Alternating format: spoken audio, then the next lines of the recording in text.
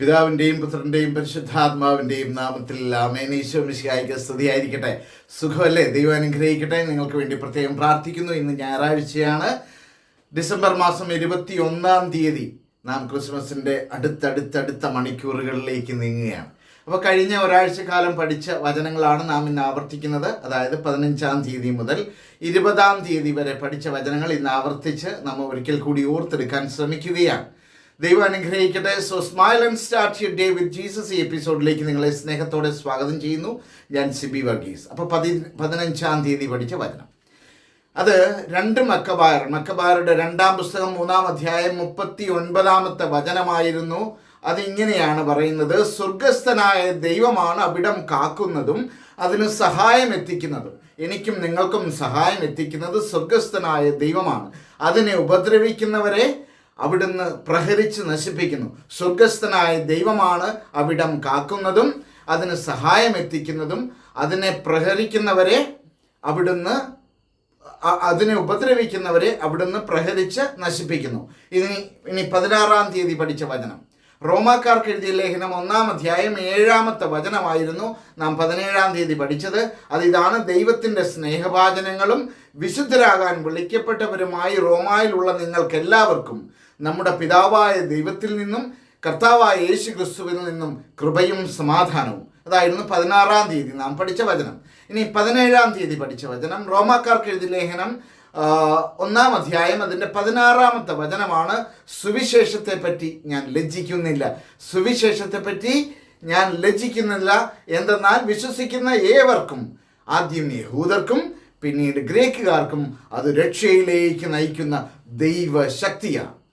ഇനി 18-ാം തീയതി പഠിച്ച വചനം, റോമാക്കാർക്ക് എഴുതിയ ലേഖനം തന്നെ 2-ാം അധ്യായം 1-ാമത്തെ വചനമാണ്: അല്ലയോ മനുഷ്യ, നീ ആരു തന്നെയായാലും മറ്റൊരുവനെ വിധിക്കുമ്പോൾ നിനക്ക് ന്യായീകരണമില്ല.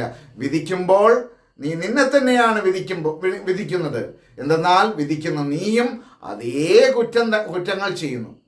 വിധിക്കുന്ന നീയും അതേ കുറ്റങ്ങൾ ചെയ്യുന്നു. അപ്പം നമ്മൾ 18-ാം തീയതി പഠിച്ച വചനം റോമാക്കാർക്ക് എഴുതിയ ലേഖനം 2-ാം അധ്യായം 1-ാം വചനമായിരുന്നു. ഇനി 19-ാം തീയതി പഠിച്ച വചനം റോമാക്കാർക്ക് എഴുതിയ ലേഖനം തന്നെയാണ്. 2-ാം അധ്യായം അതിൻ്റെ 9, 10, 11 വചനങ്ങൾ ചേർത്താണ് നാം പഠിച്ചത്.